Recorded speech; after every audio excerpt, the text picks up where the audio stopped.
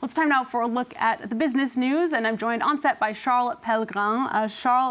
Charles, we're starting in doing both the French and American pronunciation, covering all the bases. We're starting, Charles, in South Korea, where the new president is looking to revive the country's economy. That's right. Lee Jae-myung came into office on June 4th on the back of a commanding majority in parliament with his center-left Democratic Party, and he's looking to get the country's economy roaring again, a country that is still reeling from the political turmoil caused by his predecessor Yoon Suk-yeol's decision to briefly declare martial law and his subsequent impeachment. Speaking to MPs for the first time as president this Thursday, he said the South Korean economy was in a desperate situation. It's the fourth largest in Asia and heavily dependent on exports, which means it's been hit hard by Donald Trump's tariff war.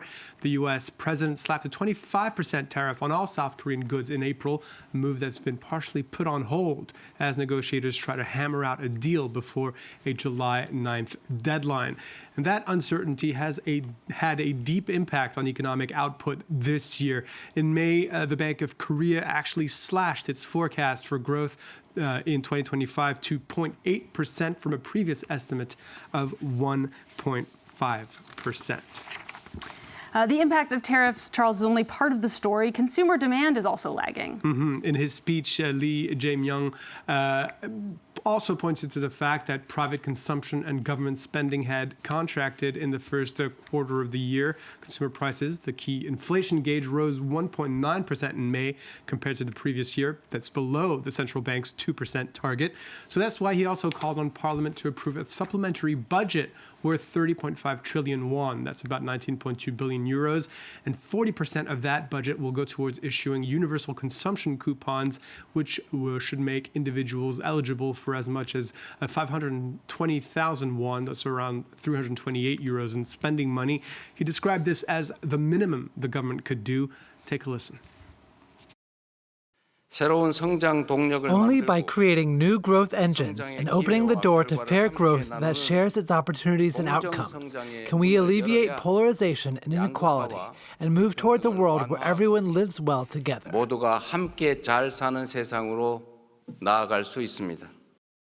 Moving on, Charles, what's the picture on the markets this hour? Well, we're seeing mixed trading in the Asia-Pacific this Thursday, with the Nikkei in Tokyo leading the gains, while the Kospi in South Korea saw declines. Investors continuing to weigh the ongoing ceasefire between Israel and Iran. And let's also zero in on Asian semiconductor stocks.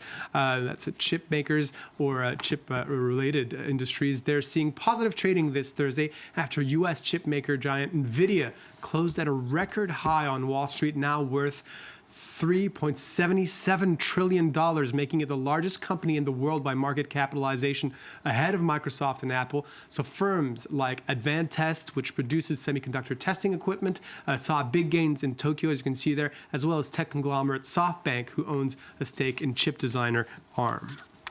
And Charles, you're going to end with a story about a much older technology. That's right. This is a very old continent story. This is about trains in northern France. A theft of cabling from rail lines left high-speed services in a shambles for nearly 2 straight days, affecting both French SNCF services and the international Eurostar between Paris and London.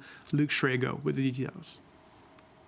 In northern France's Lille, passengers at their wits' end after most ended up stranded with high-speed services using this section of track mostly cancelled. We were supposed to take the 7:20 a.m. TGV, but we were told there was a long delay.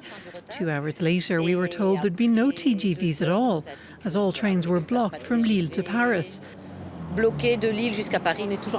always on edge because we really don't know what's going on. The teams and staff keep us informed as best they can based on the information they have. Eurostar services between London and Paris saw cancellations too in both directions after 600 metres of cabling went missing from the tracks thought to have been stolen. It left French rail workers scrambling from 3 in the morning trying to repair the damage to the cables which control the signalling, directing trains on the tracks and get services running again. There are 14 pairs of wires in each cable, so 28 in total, and each pair enables a command. We have to repair them one by one, and it's extremely meticulous work. The cables are made of copper, so it's sought after for resale.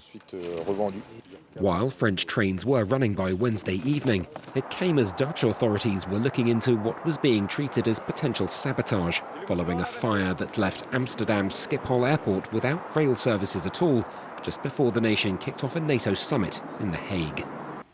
And that wraps it up for our business update. Charles, thank you so much, as always, for that. Charles Pellegrin, our business editor.